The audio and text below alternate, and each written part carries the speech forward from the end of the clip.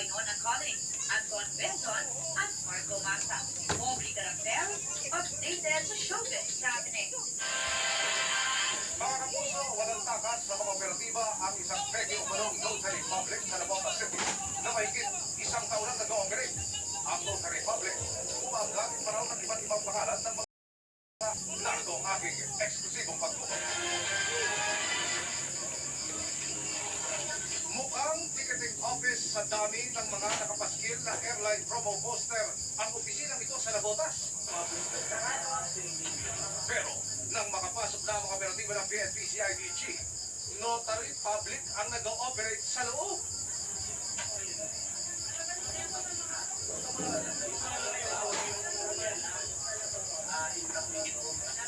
Pagkatapos ang paliwanagan, pinalabas muna ng mga pulis ang mga taong nakapila.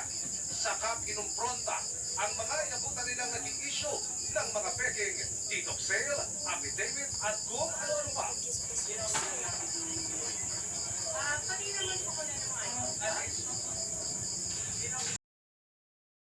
Ayon sa CIDG, puro office staff lang at walang abogadong naiharap ang Notary Public na ito.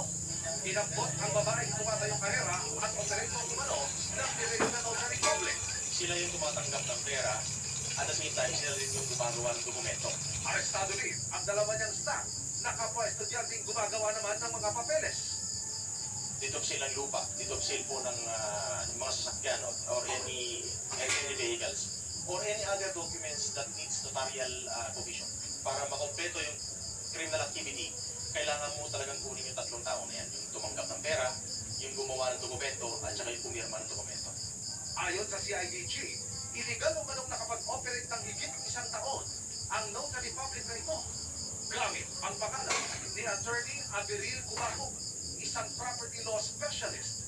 Before sa akin, meron ding ibang lawyers na ginamit nila. Siguro, na-expired na yung notarial commission niya, ako na naman yung ginamit. Falsification of the document. Illegal practice of the notarial commission. Pangatlo is unauthorized practice of the law profession.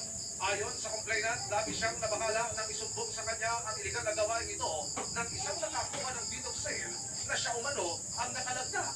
So, ang nangyari, pagpunta niya sa court, hindi nag-match yung signature ko at saka yung document. So, ginawa ka na ngayon. Somebody is using your notarial details.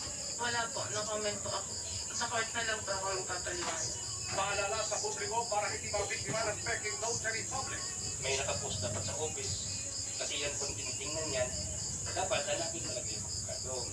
Make sure na yung nagnonotaryo dyan sa mga dokumento nyo ay yung mismong abogado.